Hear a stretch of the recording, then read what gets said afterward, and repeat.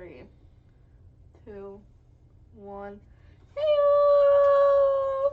Look at that. I asked for a tame Heyo, and I got a tame Heyo. Tame Heyo. I'm Judge James. I'm Judge Evie. This is Living for Crits, and That's correct. we've been off a couple weeks. Been kind of on a break. A little bit of a Living for Crits break. Living for break? Doesn't work. Is that a thing? Doesn't work. Well, last week was your show. That's true.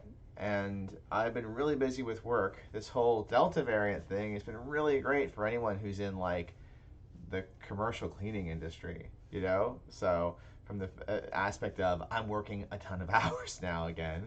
So yeah, I'd rather not be dealing with it whatsoever. But we are, but it's all good. We're here. A few folks did ask the question what was happening with the daily vlogs. That was a fun 37-day experiment, but keeping that up every day, that was a lot of work. I mean, you didn't do it. Yeah, I was just chilling, you know? Now, school starts, so like... I know, school starts, what, Tuesday? Tuesday. Are you excited? We only have 3 days this week, and then we have like a 5-day week. That's not bad. We have a 5-day week. It could be so much worse. That's true. And then real school starts after that. Like, for real. And that's going to be great. Just fantastic. Just fantastic. Fantastic. What other news? Oh, yeah, me and your brother have started playing Magic the Gathering. Yeah. That's been a lot of fun. What do you have about ooh? It's been a good time. I can't talk to you if you play Magic the Gathering. Why? I just can't. What's wrong with Magic the Gathering? I just can't. It's a really fun collectible card game. I can't talk to you. We have the game night box or Penta box or whatever, and it's been a lot of fun. We really enjoyed it. Cooper really likes the red deck. I really like the blue deck. Your blue I haven't played Magic the Gathering since 1997. This is the first time playing it since the late 90s. You should have, like, I don't know, just keep it in 19. Legend has it. I used to have this really great green-white deck that was very gimmicky. It was all built around throwing down, quickly creating these elves, these like Llanowar elves or what they were called, and they could generate mana. And then I had like 4 Armageddon cards in my deck, and I could just nuke all the lands and stuff. And I sold all that stuff at a convention at Lehigh University in order to pay for the Star Wars RPG back then. So, which I then sold later. Anyway, all right, well, let's go into Judge Evie Presides. Judge Evie Presides. These are the questions you can send to dccjudgeevie@gmail.com. Because you can. Because you can. And I will answer them. We're going to go in, like, order. Yeah, you'll answer them. You'll have so many answers. What? I don't have no answers to half of these. Anyways. I know. They come to you, but they're... These are from Brian. The first round of Brian's that came, like, 13 days ago.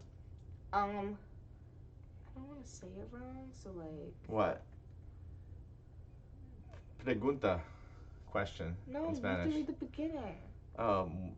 Buenos tardes, mis jueces. Questions for your consideration. I think it's my gamers. Okay. Question number 1.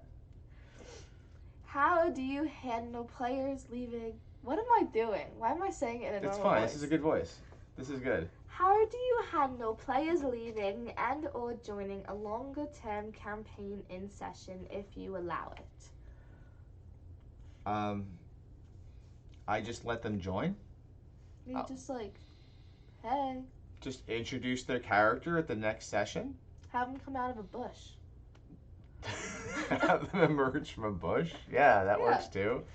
It really works great if it's between adventures and you have some downtime to introduce them. But you can introduce them later. I mean, I've never seen that as a problem. It's never been a challenge, at least for in the games I've run. You just let a player join in and bring whoever they want to bring with them. I mean, it could be an issue if you're running something where everyone's character is on like a submarine or something like that, and between sessions they're trapped at the bottom of the ocean, and they don't want to play some oceanic character. They're going to play something that's very, I don't know, non-oceanic. I don't know where I'm going with this. I'm muting this group chat. Hold on. Yeah, mute your group chat. I don't even know what it is. All Will right. it work? So yeah, I just do it. Just And do Evie it. says, have him jump out of a bush. Next question. Have him jump out of a shrub. Get it? 'Cause Yeah. Yeah. Anyways, question number 2.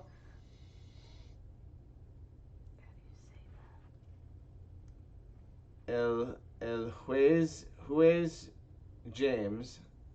Has talked about how much he liked the I think it's Judge. D&D Glory of Rome book. Have you played or adapted any other games in the Roman time period or Roman-inspired world? No. You have. Yeah, I have quite a bit. So I run a DCC Gladiator funnel. I have and if anyone wants it, and you can like just message me. I'll give you the link to the rules for it if you want. They're just a Google Doc essentially, but it's just rules for doing a gladiator combat. With Roman style gladiator fights. Judge Mark Plord and I debuted it at Gen Con 2017.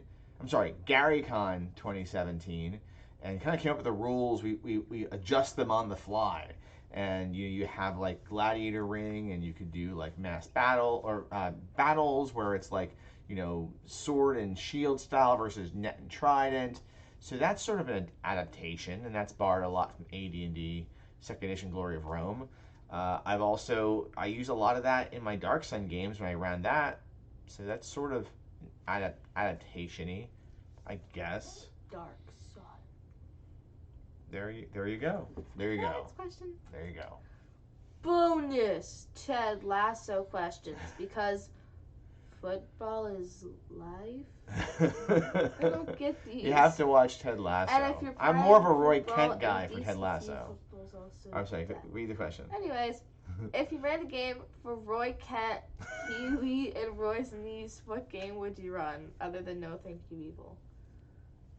What game would I run? I'm not really worried about his niece. I'm worried about running a game for Roy Kent. Like what game would like whatever I'd say, he'd be like, what the hell is this? What am I playing here? I'm so confused. You gotta watch Ted Lasso. It's a good show.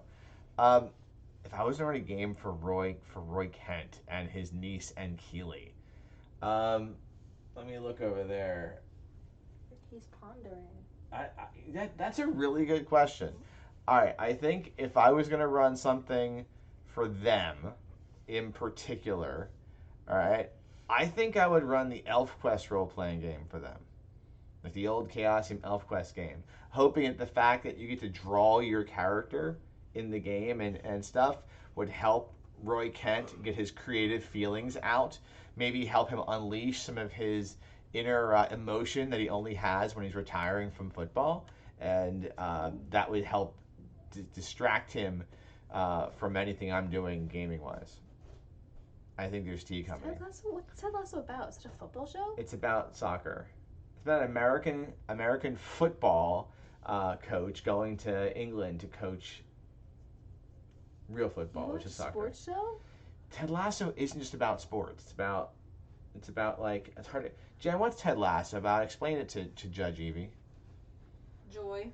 Sports? You watch sportsy things?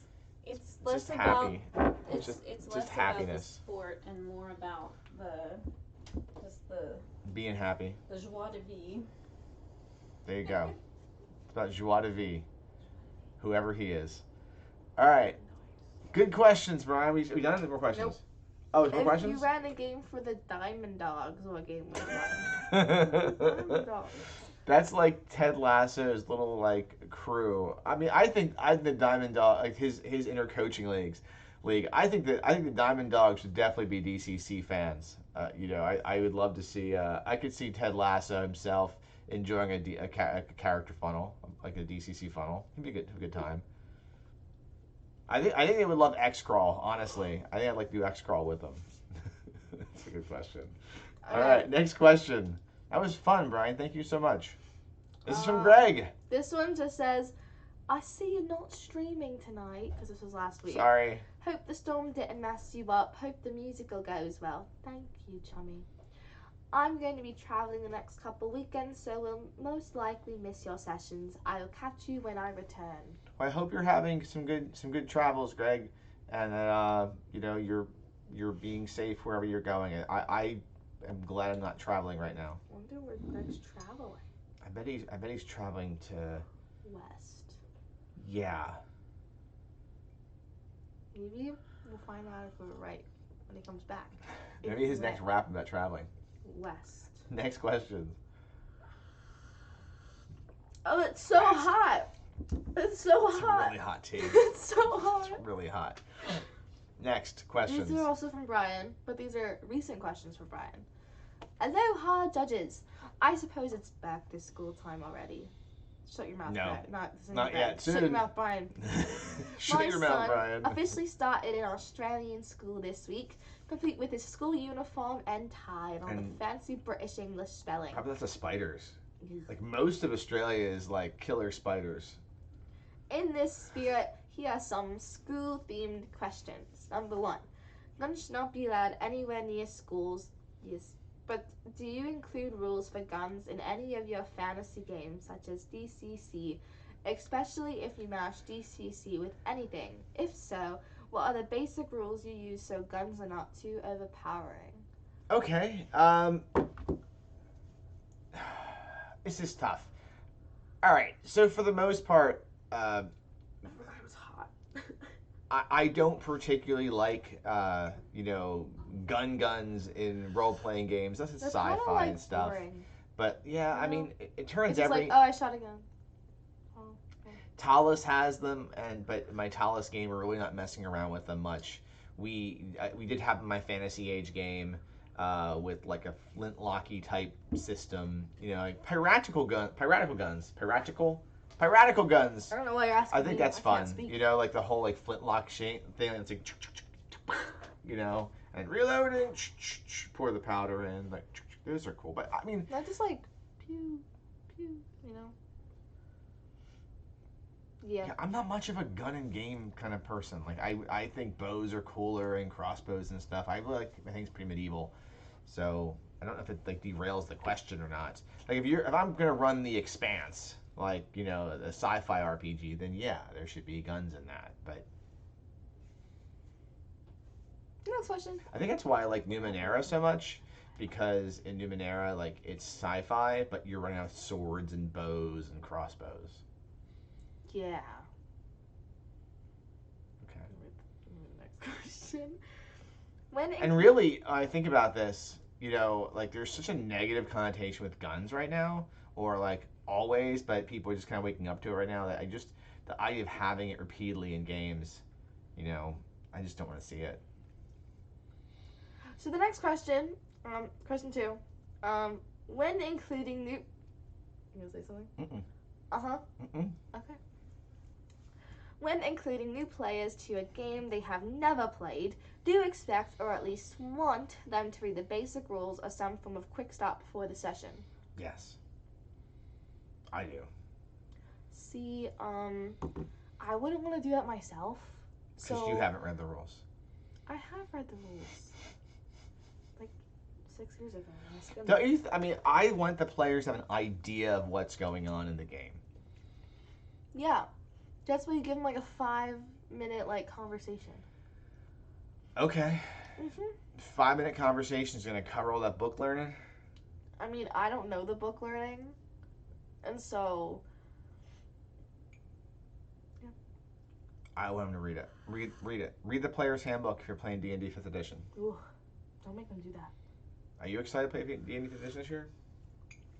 Who said I was? I mean, I keep trying to put a game together, but you keep doing like musicals and crap. Next question. I have auditions on Wednesday for another one. Yeah, I know, I get it. This last question, unfortunately, then we have a wrap. So, question number 3: What are some of required reading RPG books you would recommend to judges, especially from some of the systems that aren't as well known in older systems, as examples of great RPG rules or setting books? Cheers. Man, these are some hard-hitting questions, Brian. I don't think they should have to read them. I really think you can just read a couple pages and then just like piece it together in your brain. Yeah. All right, if you want to have a list of books to read to learn how to be a better GM, judge, dungeon master, I mean, whatever you're gonna run, I mean, I think you should run whatever the game master or dungeon master book is related to that. If you're gonna run 5th edition, read the DMG. If you're going to run, DCC, read the rule book. So make sure you know what the rule book says. But as to other books that aren't the main book, I mean, How to Write Adventure Modules That Don't Suck by Good Games, Your Best Game Ever by Monty Cook Games. I really like the, oh my gosh, there is a book for Fantasy Age, and I can't remember the name of it. That was a really good, like how to, like the campaign builder or campaign guide. It's a really good, read for anything you're running. Yeah, and then honestly, stuff fiction that inspires you. So if you're running sci-fi games, read whatever your favorite sci-fi novels are. Reread them. What you want to have, what you want to pour into your game. If you're going to run fantasy stuff, read the type of fantasy that you're gaming about. So if you're doing like high fantasy, then read Lord of the Rings. If you're going to do like old school gaming, maybe read some of the Conan stories. The Lankmar books are all fantastic. I'd still read all the Lankmar. And that goes for graphic novels too. Read graphic novels because those are fun also. Time for wrap? Is wrap time? Wrap? It's wrap time. All right. Yeah. Greg Schwarzkopf's got a wrap this week. This is called The Dancing Fool. It's like the Feast of Fools or whatever. Yeah.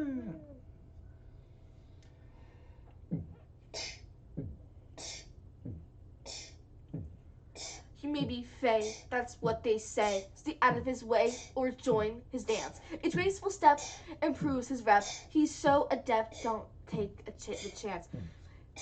Wait. He moves and thrall, the music calls, the victims fall, they think he's cool. But it's a game, puts you to shame. He'll take the blame, the dancing fool. Woo! That's it? Yeah. Cool. All right. Again, thank you, Greg, for the lovely wrap. I hope you're having fun down west. Down west. And we're hoping that that Brian and his family are having a good time down under in Australia. That's also west, right? I mean, kind of. You can go west or east. You're going to get there. Isn't it like that way? Either way. Because like if we're here. I think for us, you would travel west to get there. I think it's faster to go west. Southwest-ish to get there. Never eat soggy waffles. Oh my god. I've been thinking west was this way. You were not thinking west was south. You did not think west was south. I think west was south. I just said west, but in my mind I was thinking they were going south. But like I knew south. Speaking of directions, let's talk this maps here. So for tonight's topic, one of the things that I think people did enjoy when I was doing the daily vlogging was Ptolus Tuesdays. So I want to make sure we cover Ptolus somewhat, when we do our shows, even if you're not touching Ptolus or whatever. But a couple of maps showed up this week, and we thought we'd show these off. So any good city campaign setting is you're gonna need some maps. You're gonna need a good map of the city. I've got the Lankmar map on the wall over here, so you can kind of see it. Like, wow. Yeah. There's Lankmar right there. That's a great map by Doug Kovacs. All right. And I messed it up. So, Ptolus being a city campaign, you're gonna want a really good map for that. And so you can just lay out on the table, and you can just see where your characters are going. Obviously, if you're online gaming, you don't need a rolled out vinyl map. But we do have a couple of maps here we want to showcase off. We had delivered this week, just a few days ago actually, the 2 Ptolus maps that exist. So we're gonna model these for you. So take that side. Okay, ready? That's a pretty good size map. I believe this one is 2 feet by 4 feet. Look at this And map. wow, it's just had some great detail and stuff. And Hi guys. you know, this just the great thing with the Ptolus map is that every single street in Ptolus is named. Wow. Right? Every single area. And if you have a session 0 with your player characters like we did, you can really spend time with your characters and this map and come up with where they live and develop a life for your characters when they aren't adventuring. For instance, in our online game that we've got right now, we know that our party's dwarf wizard. We know that his family's estate is right here in Old Town. Aloric is the character's name. Aloric the dwarf. His sister has the estate there in Old Town. He lives with his sister, which I gotta say, Shannon's kind of depressing for Aloric. I mean, can't have his own place. But this is just a really great map. I really like it, and I just think that in general, having a 2-foot by 4-foot map is a great feature for your campaign. So for this size map, this would be great on the center of the table, and you could use miniatures or tokens to show where everyone is. All right. Another cool thing you could do with this map. I guess you could maybe can you laminate vinyl? You could use it as a blanket. It's not big enough, Evie. This map would need, you would need a much bigger map to use as a blanket. It's so big. Well, you know what? We got a bigger map. Hold on. Is it bigger? Your arms are too. Okay, let's. For some crazy psycho. Now, first of both these maps you can get from the Monty Cook Game Store. Okay, so you get MontyCookGames.com. And you get yourself your own map of Ptolus. Granted, it's probably for the best if you're how can I do this? You know what? It's probably best if you're playing Ptolus to get this map. I don't know why you get this map if you weren't playing Ptolus. Is this one bigger? Yeah, that one's bigger. Wait, we'll get to that one. Okay. Let's say a regular large size map isn't for you though. Do you take that behind the bar? Huh? Take it behind the bar. Oh, do I have to complete? Okay. Let's say a regular Ptolus map isn't for you. Should I try opening it? Why don't you open it from either side and just hold it up in the air? So Judge Evie here has, I believe this one is like 4 foot by 6 feet. Maybe bigger, I don't know. I don't have the wingspan. Wait, let me, you have the wingspan. Hold on, let me go help her. All right, so this is the Mondo size map. Wait, hold up. I think it's like 7 feet long. I don't. Oh wait. Oh wait, wait a go this second. way. Go this way. Try to get it all in frame. I'm gonna go down maybe. Look at the size of this map. I don't even know what we would do with this. Like, I gotta say. Does it fit on the table? Here. No, it does. It drapes off the sides. You can't. Really? Yeah. Oh my God. This, Mr. Cook, this map may be too big. I mean, I'm just saying. This is a pretty darn cool map, but. Let's be honest, guys. I think this is 72 inches. I think this is a 6 foot by 5 foot map or 6 foot by 4 foot map. It's so hairy. It's really, really big. So I don't know how you would use this in gameplay. I mean, one possible way I was thinking was if you put grommets in along the edge, just reinforced like punched holes, and then you can hang it up. You can hang it up. You can hang it somewhere. But yeah, it's too big for the table unless you have a really large table. The other option would be to just glue it to your ceiling. All right, you could take this map and glue it to your ceiling straight up in the air, and then your players just look up and say, "Oh, that's where I'm at." Yeah, I'm by the docks. I'm by Old Town. But yeah, I think this map. I'll roll it back up. I love the fact that they made something that was just so big. I mean, let's be honest. This is the game book that's so big that we were like living curls with it, right? We were doing curls. I mean, so they just had to make a map to. So the idea they made the world's largest gaming map. Essentially. Yeah. I mean, I guess it's just fitting for MCG to put that out there. Going back? Yeah, I think so. Hey guys. What's up? I have to go back first. Oh yeah, sorry. Just chilling. So yeah, I mean, that's the show, really. That was the whole idea, was to show off those maps. Whoa. I really like the design of them. I really like the city itself. I would say that the map, in a lot of ways, is a little more functional. In some ways, even in the Lankmar map, just because every single building is a lot of the buildings are numbered inside there. Where in the Lankmar map, which is still again these two books, I would say are tied in my mind for which is the for what you're looking for in a city resource. Like they're very different. I mean, if you're first off, one's DCC and one's either 5 of your cipher system. But the other thing is that the maps, what they're trying to convey, is different. Like in Lankmar, you have a lot of randomly rolled encounters you're coming across. While in Talus, everything is like it's not scripted, but it's in there. It's just very detailed. So those are the maps, and that's all we got today on that. So moving on. We don't have any Kickstarter shout-outs. If you have some, please send them to us. Let us know what to talk about because we'll do that. Yep. Road Crew shout-outs. The only one we got right now is Empire of the Cyclops Con. Gen Con is coming up next month. If you're going, good luck. Yep.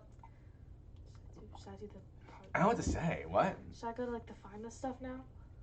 Yeah, do that part. You can find us at I Live for Crits on Twitter, Living for Crits on Instagram, and Living for Crits on YouTube.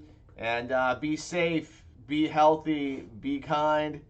And I'm just gonna say, he's here, he's there, he's every blanket aware. Roy Kent. Sorry. Your turn. What? Go ahead. From Ted Lasso? From Ted Lasso, yeah. I'm just gonna say, big map. Very nice. Good night, everybody. Good night.